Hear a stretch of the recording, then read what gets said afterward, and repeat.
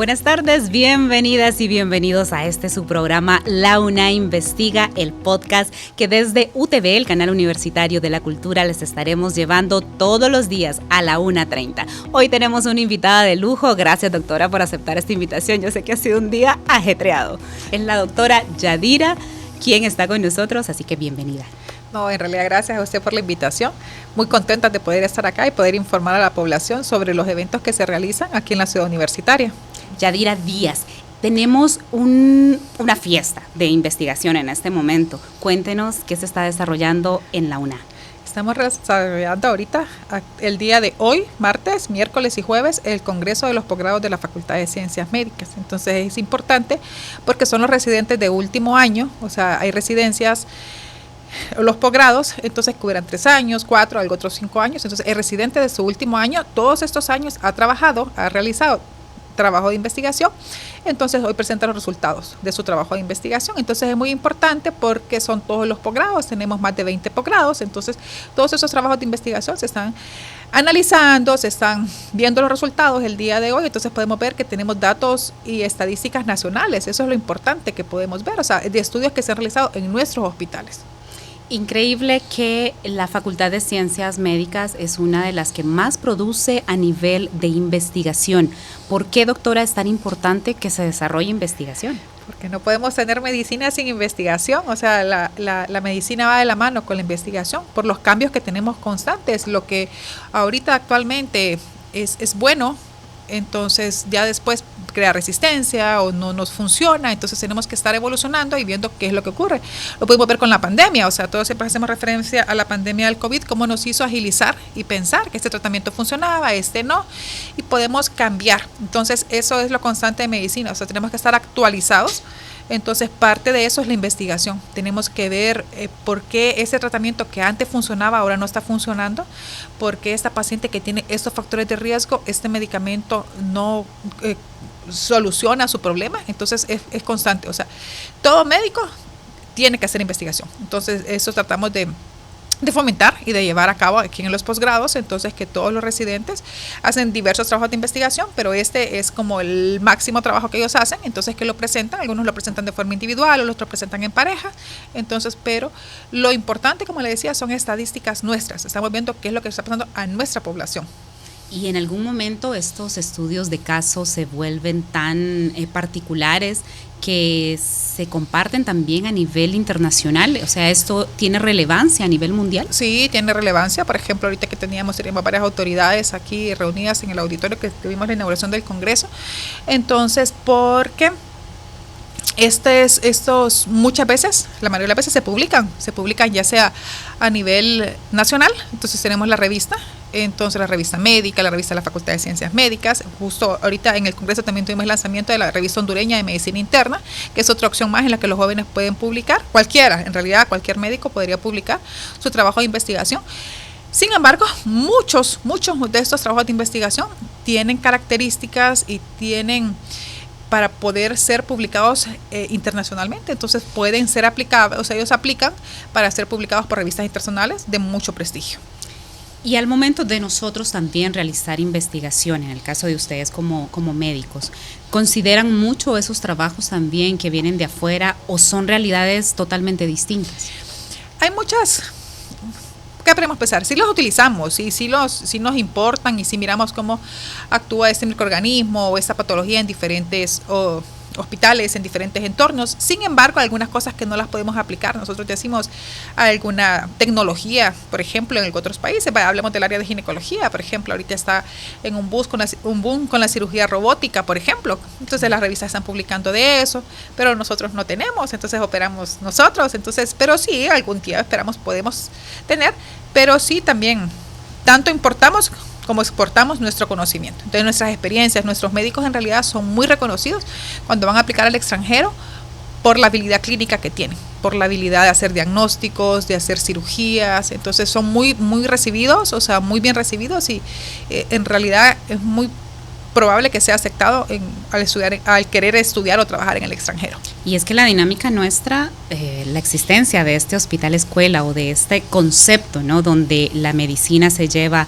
a la práctica día con día, con supervisión, por supuesto, sí, y con toda un protocolo, ¿no?, de desarrollo. Pero esta dinámica particular de Honduras, en la que se forman los doctores viendo las realidades, ¿qué les aporta esto, doctora?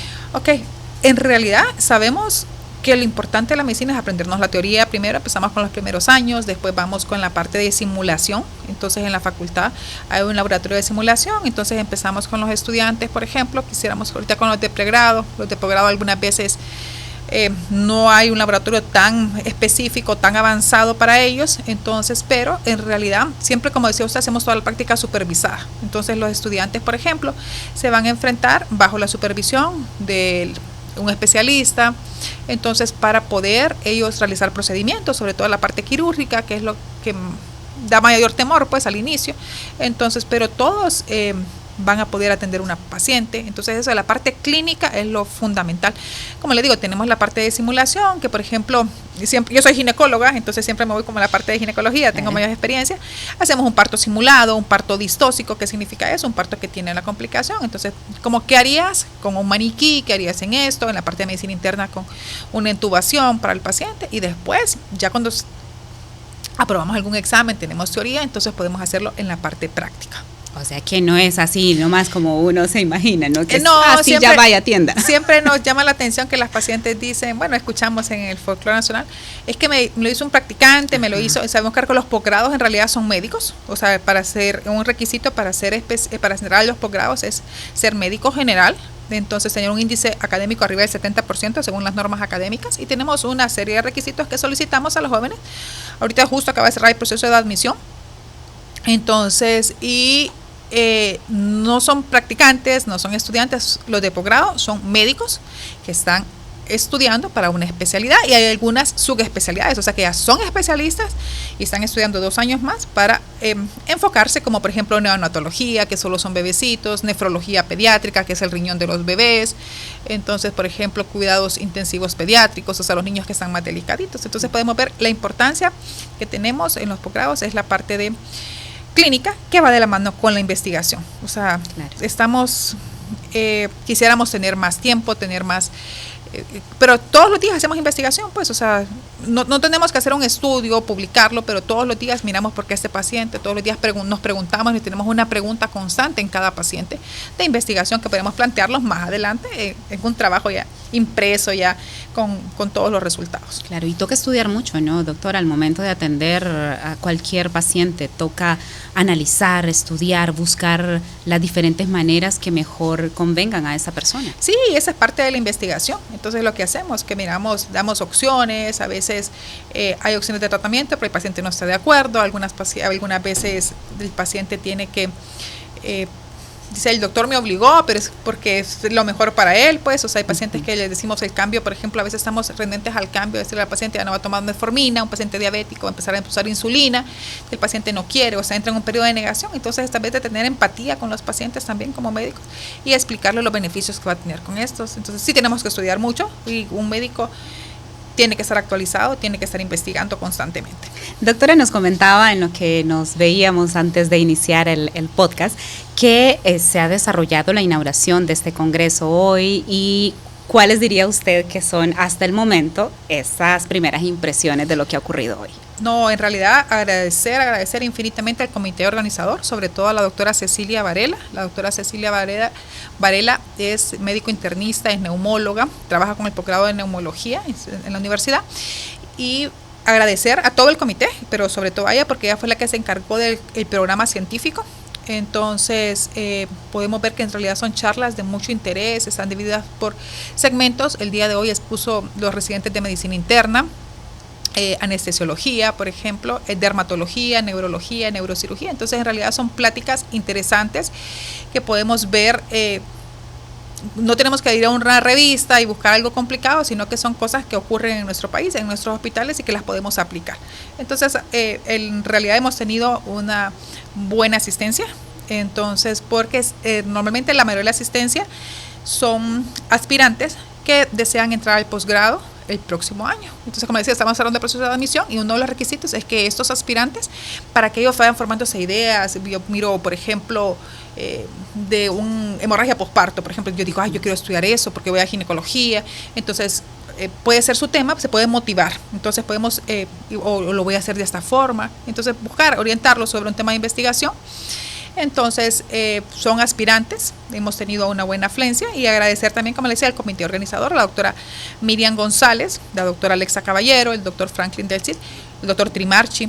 Entonces, son personas que se han entregado para que eso pudiera ser un éxito. Pudimos ver el evento ahorita que fue la inauguración, entonces, con buenas expectativas para que todos podamos aprender. Y qué interesante, ¿no? Cuando podemos también ver la perspectiva de otra especialidad y cómo se conecta con la nuestra, ¿no? Es este conversar que sí o sí solo lo tenemos los humanos y que nos permite retroalimentarnos. Sí, porque podemos empezar, o sea, por ejemplo, los jóvenes podrían pensar, yo voy a aspirar a ginecología, solo voy a ir al congreso, perdón que digo ginecología, pues que solo gineco, por eso el gineco, ¿verdad?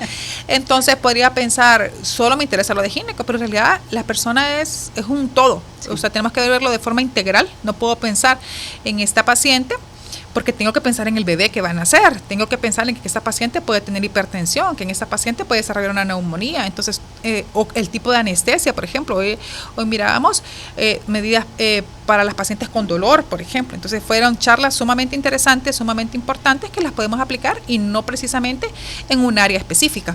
Y es que en este tema de ginecología y esto de la menstruación está cada vez más socializado, está más abierto, ¿no?, al público. Hablemos de estos temas, ya no lo tengamos como tan escondidito por el tema de pudor o qué sé yo. En realidad la salud reproductiva, la salud sexual, tenemos que hablarla, tenemos que explicarla a las jóvenes, tienen que conocer, pues, o sea, es un pilar fundamental en la educación, en la prevención de embarazos tempranos, de enfermedades de transmisión sexual.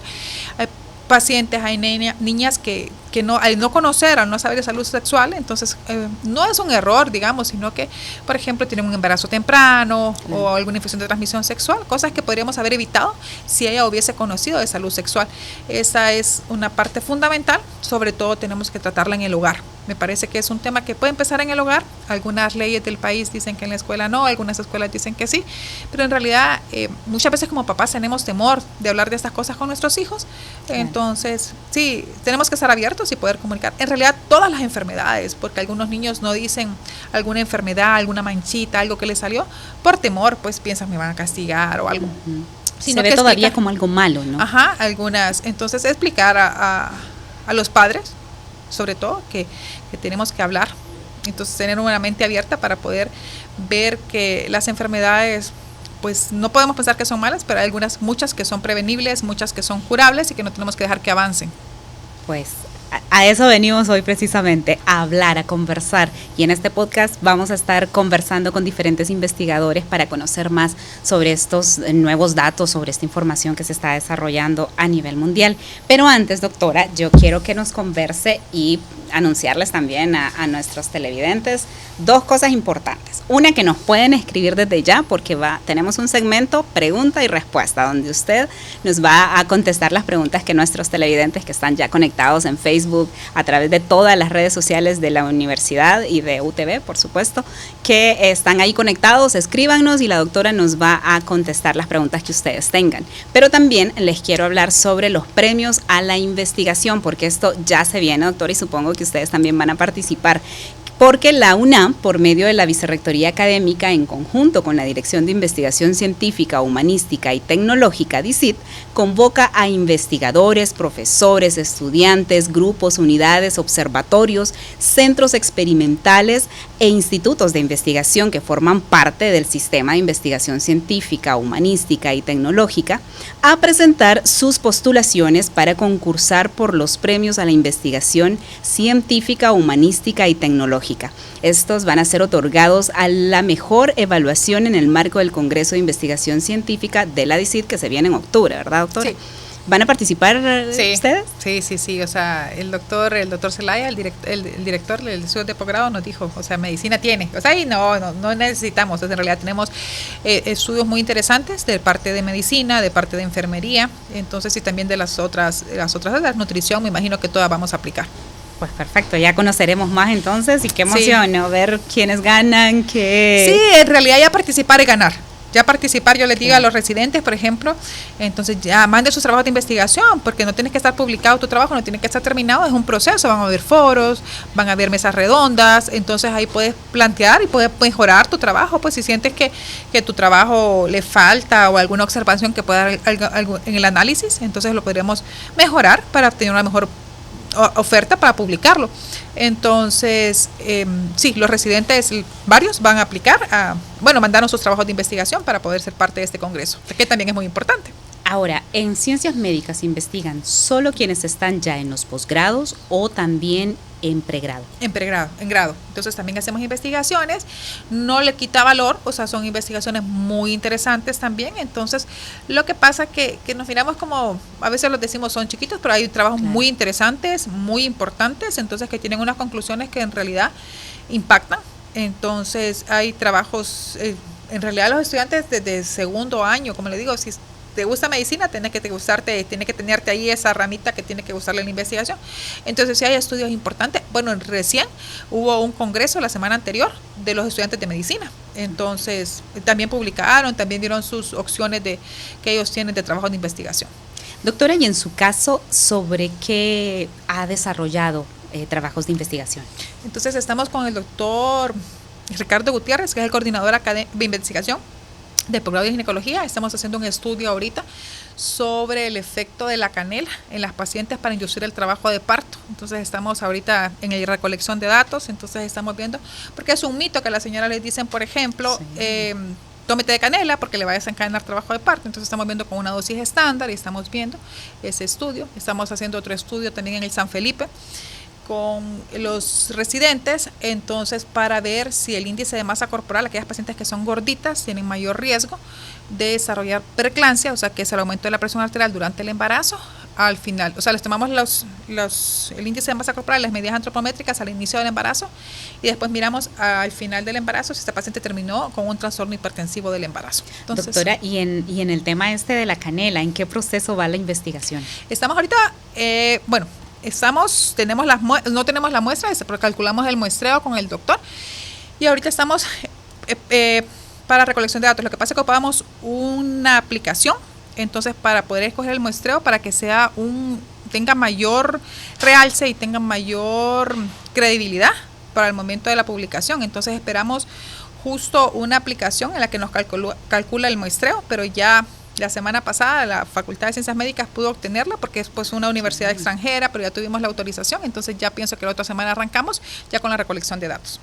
Qué bien, pues doctora, le vamos a estar mandando mensajitos para que nos envíen los resultados. Para que miremos a ver si la canela funciona. Porque sí ha sido un tema de las abuelitas que nos indican incluso en el momento en que alguien sabe que está embarazado, no, porque puede ser abortivo, es lo que ha estado en el imaginario o el manejo en la parte más popular de la población, que la canela y los embarazos no se combinan. Sí, o sea, nuestro estudio se enfoca en las pacientes que están al final del embarazo para desencadenar. Aquella paciente que tiene 37 semanas, que no tiene factores de riesgo, entonces que puede tomar canela, entonces para que iniciara espontáneo decimos, porque tomó canela, su trabajo de parto. Excelente, vamos a estar pendientes entonces. Y en en el San Felipe que desarrollan, ¿cómo va? ¿En qué proceso? ¿En qué estado? En recolección de datos. Estamos en recolección de datos, entonces ahí el muestreo es más fácil porque son todas las pacientes que asisten y después vamos a ver. Entonces se está recolectando, estamos viendo. A ver, es un estudio largo, no lo podemos hacer así para recoger una muestra grande, no lo podemos hacer en 3 meses, 6 meses, sino que un poquito más, unos 4 años, estamos hablando con el doctor, recoger 3-4 años, recoger una muestra significativa para tener mejores aportes. Y ya que usted nos está hablando sobre este tema de la alimentación o el peso que pueda tener una paciente, ¿qué le parece si conocemos unos datos que andan por ahí en investigaciones que nos explican un poco qué relación tiene el enojo y el hambre? Veamos.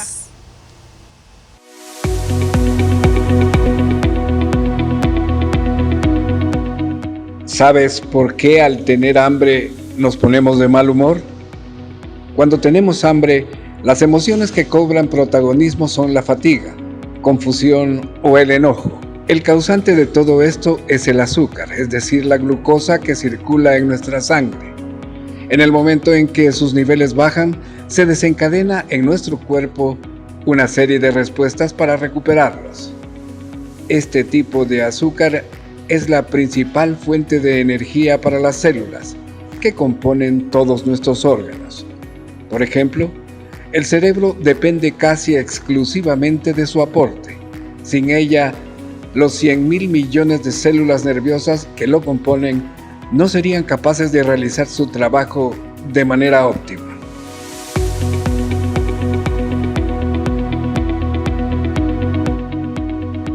Continuamos en el podcast La UNA Investiga. Doctora, pues dicen por ahí, ¿verdad?, que sí nos enojamos y que las mujeres nos enojamos más que los hombres cuando tenemos hambre. O lo mostramos, será más que ellos. Sí, podría ser. No vamos a entrar en detalles. Dice que las mujeres somos más enojonas y sobre todo les comentaba a ustedes si estamos en la menopausia, entonces dice que somos más irritables, más ansiosas, entonces podrías tener algo ahí de relación. Pero sí hay un cambio, ¿no? Sí, durante la menopausia sí, hay un aumento al haber una disminución de los estrógenos, puede haber un cambio en el estado de ánimo de la paciente. Algunas pacientes se muestran irritables, o sea que están muy enojonas. Otras pacientes en realidad se muestran como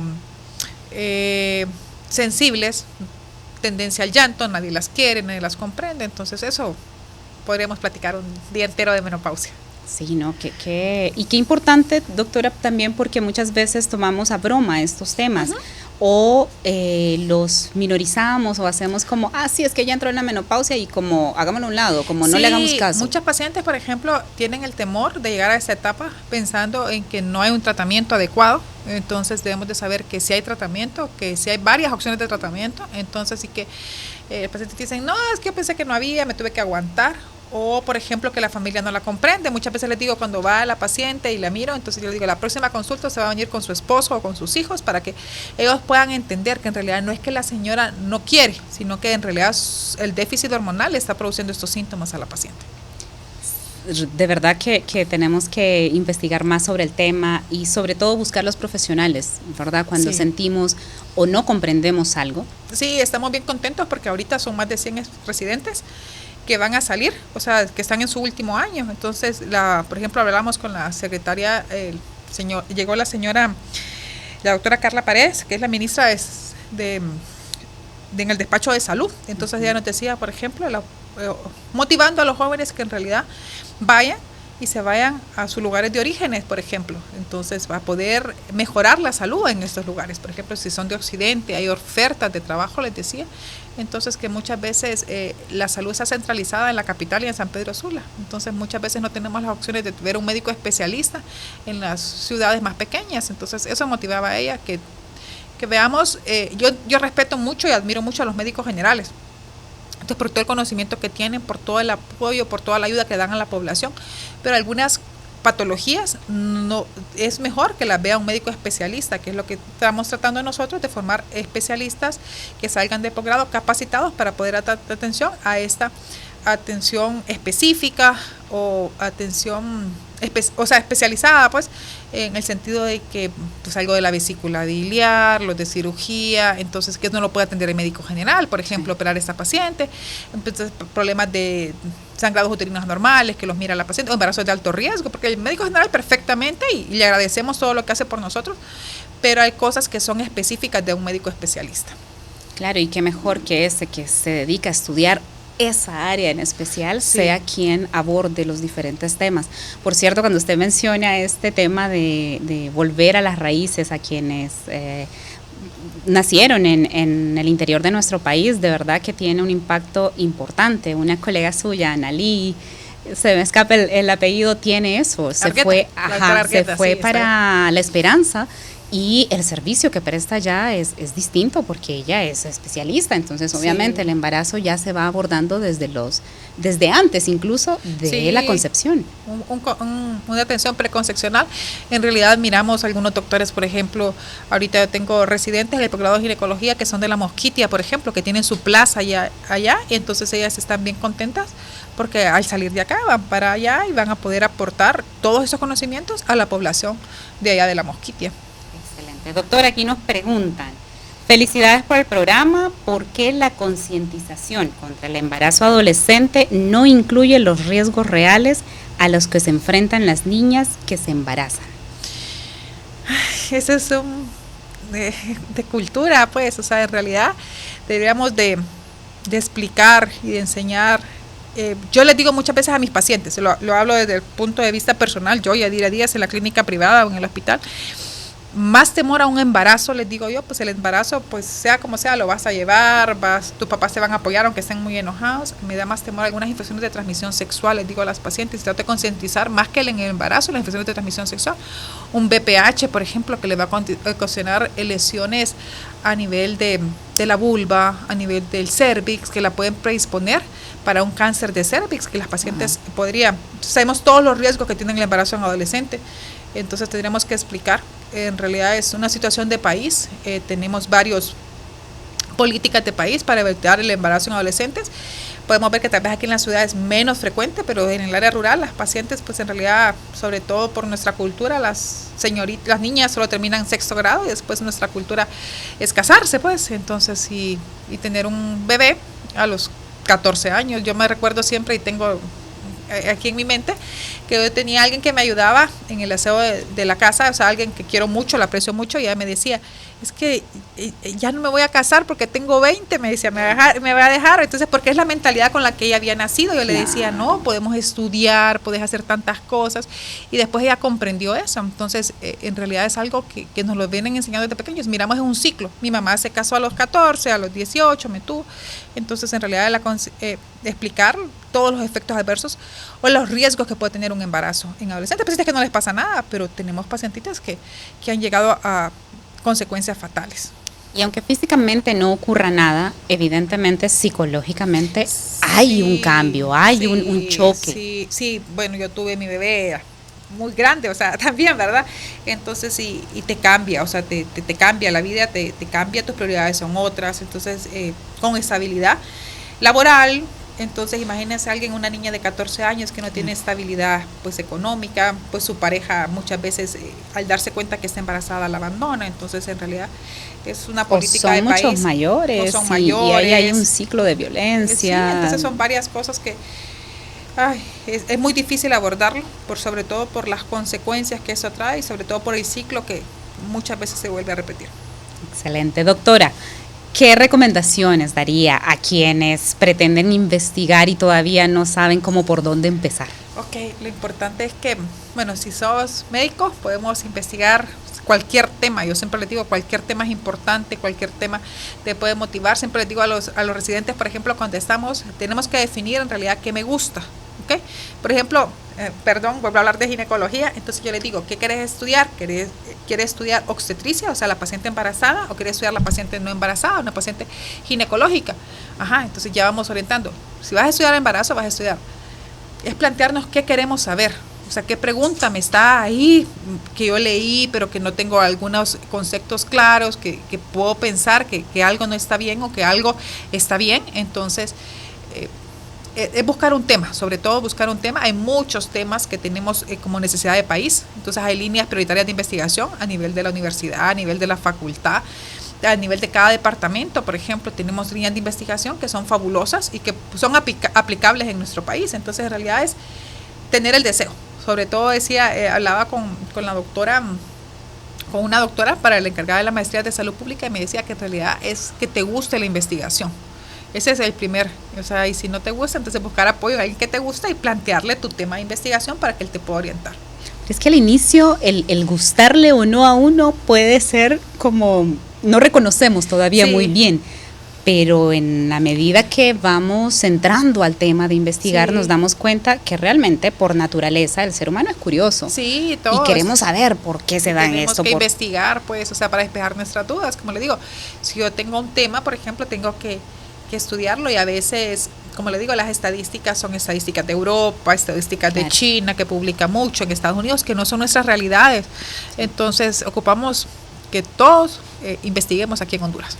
Doctora, hemos llegado al final de este podcast. Agradecemos muchísimo su amabilidad al aceptar conversar con nosotros y pues invitarles para que también quienes quieran conocer más sobre todos estos temas médicos, mañana y el miércoles puedan seguir. ¿Durante qué horario, doctora? Estamos de 8 de la mañana a 2 de la tarde, estamos en el auditorio del Alma Mater, en el edificio administrativo, estamos en el auditorio Jesús Aguilar Paz, en la Facultad de Química y Farmacia. Perfecto, les esperamos entonces mañana en Ciudad Universitaria, donde ustedes pueden venir y conocer más sobre todos los temas de investigación mañana que se desarrollan. Son temas interesantes, ginecología y pediatría. Perfecto, invitados todos y todas entonces. Gracias, doctora. Y a ustedes les invitamos a estar en sintonía de UTV, el canal universitario de la cultura, y de todas las redes sociales de la Universidad Nacional Autónoma de Honduras, porque ahí ustedes se van a enterar de cómo va el proceso de matrícula, cuáles son esas fechas importantes que no debemos pasar por alto y muchísimo más de todo lo que se realiza en la máxima casa de estudios. Hasta la próxima. Muchísimas gracias a todo el equipo técnico.